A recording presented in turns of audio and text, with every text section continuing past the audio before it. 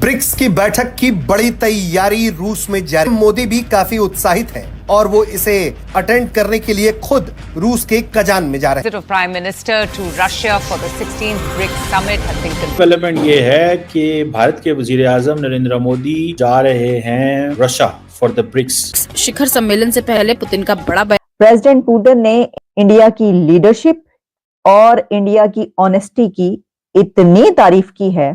Our friends, in particular, I mean the Prime Minister Modi, while talking with His Excellency over the phone, and expresses his considerations and Putin की तरफ से India के मुतालिक एक बड़ी statement सामने आई है। खान ने ऑलरेडी अप्लाई किया हुआ है। मोदी साहब क्या वोट देंगे कि पाकिस्तान को ब्रिक्स का मेंबर बनाया जाए? नहीं। लोग बिलों की अदायगी के लिए कीमती चीजें बेच रहे हैं, खुदकुशियां कर रहे हैं, बिजली के नर्ख कीमतें अभी हमारे हमसाया मुल्कों से 3 गुना ज्यादा हैं। यार क्या है इसकी वजह यह है कि उनकी आजाद फॉरेन पॉलिसी है। वो ये नहीं करेंगे कि वो कोई बात कह के कुछ और करें, क्योंकि उनके अपने इंटरेस्ट सामने आ जाएंगे। कुछ ऐसा होगा, वो जो कहेंगे वो उस पे कायम रहेंगे और वो करके दिखाएंगे। ये पाकिस्तानी होने की कीमत चुकाई जा रही है या वसूली जा रही है? ये जमहूरिये हैं या जग्गे हैं?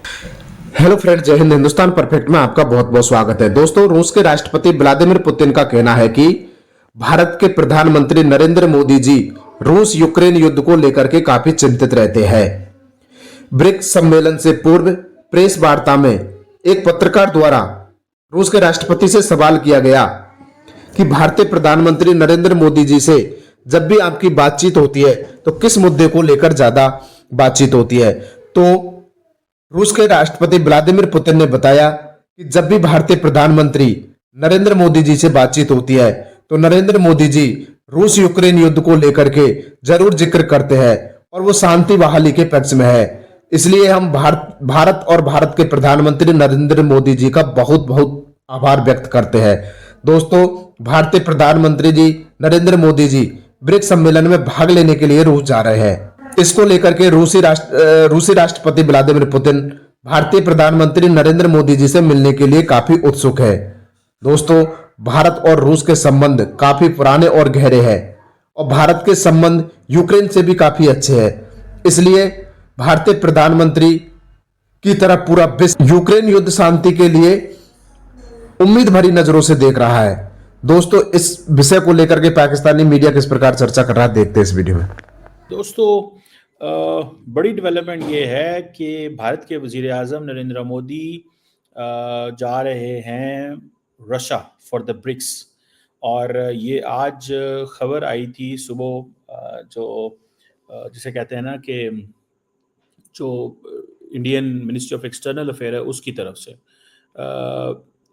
सो अभी लग ही रहा है कि पाकिस्तान ने ऑलरेडी अप्लाई किया हुआ है। ठीक है, 22-23 अक्टूबर को मोदी साहब वहाँ पहुँच रहे हैं और ये जो 16वीं ब्रिक्स समिट हो रही है कजान रशिया के अंदर, देखना ये है कि एक तो मल्टीलैटरलिज्म की बात हो रही है ना आजकल। इसके हवाले से आपको पता है काफ़ी हमने डिस्कशन की है मल्टीलैटरलिज्म पे। बहरहाल इम्पोर्टेंट डेवलपमेंट ये है कि मोदी साहब क्या वोट देंगे कि पाकिस्तान को एससीओ का मेंबर बनाया जाए। अब ये डिपेंड करता है कि will this membership be at India's expense, क्योंकि रशिया जो है वो सपोर्ट करेगा पाकिस्तान की मेंबरशिप, क्योंकि ये एक ऑब्वियसली चाइना भी रशिया को कहेगा। लेकिन इससे जाहिर बात है चाइना का इन्फ्लुएंस इसमें ज़्यादा बढ़ेगा with the Pakistani presence there. So ये ज़हन में रखिएगा। इंडिया एक हर्डल है, लेकिन इंडिया इसको लॉन्ग टर्म नहीं रोकेगा। शॉर्ट टर्म रोकना चाहे तो रोक सकता है, लॉन्ग टर्म नहीं रोकेगा if this is to be done, मुझे ये लगता है। सो इंडिया का जो है वो रोकना या बात करना शायद बनता है, लेकिन मैंने आपको बताया लॉन्ग टर्म नहीं रोकेगा। देखें, 40% दुनिया की पॉपुलेशन इसके अंदर है, ग्लोबल इकोनॉमी। लेकिन ब्रिक्स हो या एससीओ, अभी जो एससीओ की कॉन्फ्रेंस पाकिस्तान में हुई, मेरा इस पे जो एनालिसिस वो यही था कि ब्रिक्स हो या SCO, they lack political support from Russia and China. अगर रशिया और चाइना इस पे थोड़े एक्टिव हों तो फिर चीज़ें हो सकती हैं। मिसाल के तौर पे आज सुनने में ये आया है कि जो रशियन एम्बेसडर है इंडिया के अंदर, वो ये तो समझते हैं कि दुनिया के 40 हेड्स जो हैं वो जा रहे हैं रशिया, ठीक है। लेकिन सुनने में जो खबर आ रही है कि रशियंस ये कहते हैं कि हम एक नया पेमेंट मेथड लेके आना चाहते हैं, एक नया पेमेंट मेथड लेना चाहते हैं। वो कहते हैं कि हमें स्विफ्ट जो पेमेंट मेथड है उसको चेंज करना है, बिकॉज रशिया को तो ऑलरेडी आई थिंक निकाल दिया गया है स्विफ्ट पेमेंट सिस्टम से। एक पैरेलल पेमेंट मेथड आएगा क्योंकि इस पेमेंट मेथड के ऊपर वेस्ट का कंट्रोल है। सो वो कहते हैं कैसे और क्या किया जाए, ठीक है जी। तमाम ममालिक इकोनॉमिकली एम्बिशियस हैं और तमाम ममालिक के ऊपर, बहुत सारे ऐसे ममालिक हैं जिनके ऊपर बायलैटरल सैंक्शंस लगी है। मुझे ऐसा लग रहा है आइंदा आने वाले दिनों में अमेरिका रोकेगा दुनिया को कि अगर आप इस पेमेंट मेथड का हिस्सा बनेंगे जो कि स्विफ्ट के मुकाबले में होगा तो हम आपसे डील भी नहीं करेंगे। हो सकता है ये हो। मोदी जी वो जा रहे हैं ब्रिक्स मीटिंग अटेंड करने के लिए रशिया। आप क्या कहते हैं, इस मीटिंग को कैसे देख रहे हैं आप? और रशिया और इंडिया के रिलेशन भी हम सबके सामने है, कोई ढकी छुपी बात नहीं है, बहुत अच्छे दोस्त हैं आपस में पुतिन और प्राइम मिनिस्टर मोदी। और अगर हम बात कर लें ब्रिक्स की, पाकिस्तान, क्या पाकिस्तान ब्रिक्स का मेंबर बन सकता है? इंडिया जो है वो इसे अलाउ करेगा? क्या कहना चाहेंगे?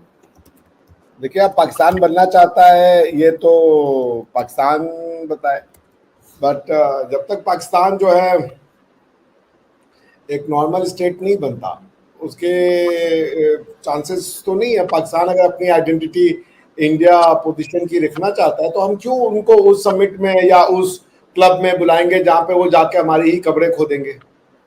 भाई अगर आपको कहीं बुलाया जा रहा है तो आप वहां पे जाके प्रो इंडिया बात तो करेंगे नहीं, आप तो इंडिया को बैड लाइट में दिखाएंगे। तो ये जो अक्टूबर 22-23 2024 को जो ब्रिक्स की समिट होगी जो रशिया में, इकोनॉमिक इश्यूज उसमें प्राइमरी इश्यूज होंगे। और ये जो इसका थीम है इस बार का वो है strengthening multilateralism for just global development and security, ठीक है ना। सो जो न्यूली एक्सप्लेन्ड ब्रिक्स ब्लॉक जो है एक्सपैंडेड, जो नया वाला जो अभी बना है ब्रिक्स, उसमें इजिप्ट है, इथियोपिया है, ईरान है और यूएई है। तो उनको तो हमने बुलाया है, तो फिर आप सोचिए कि आप क्यों नहीं आ रहे, ठीक है ना। और जब हम बात कर रहे हैं मल्टीलैटरलिज्म की, ग्लोबल डेवलपमेंट की, आपका तो मल्टीलैटरलिज्म में कोई भरोसा ही नहीं है। आप दुनिया को सिर्फ और सिर्फ एक पर्टिकुलर नजर से देखते हो, क्योंकि जो इस समिट का जो एम है वो प्लेटफॉर्म देना है ताकि डिस्कशन हो सके ग्लोबल पॉलिटिकल और इकोनॉमिक इश्यूज के ऊपर। ग्लोबल पॉलिटिकल इश्यूज और इकोनॉमिक इश्यूज में पाकिस्तान का क्या वेट है, क्या रोल है? कोई रोल नहीं है। आप इनसिग्निफिकेंट हो, आप तो दुनिया से लोन ले रहे हो, आपकी खुद की फाइनेंशियल डेवलपमेंट नहीं है, फाइनेंशियल स्टेबिलिटी नहीं है, पॉलिटिकल स्टेबिलिटी नहीं। अभी आपको मुजफ्फर भाई ने बड़े ही विस्तृत तरीके से बताया कि कैसे आप एक पॉसिबल चांस फॉर इनकलाब देख रहे हैं, रिवोल्यूशन देख रहे हैं ताकि गवर्नमेंट को डिस्टेबलाइज किया जा सके। तो Pakistan in order to become the member of BRICS और other significant international community, Pakistan needs to put its house in order.